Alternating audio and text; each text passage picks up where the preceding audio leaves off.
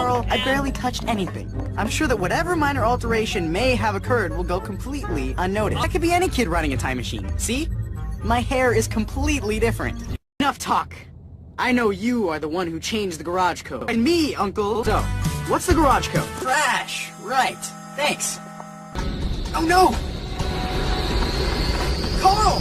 Somebody's stealing the time machine! Not me, Carl. Some guy in a bowler hat. Ah, great.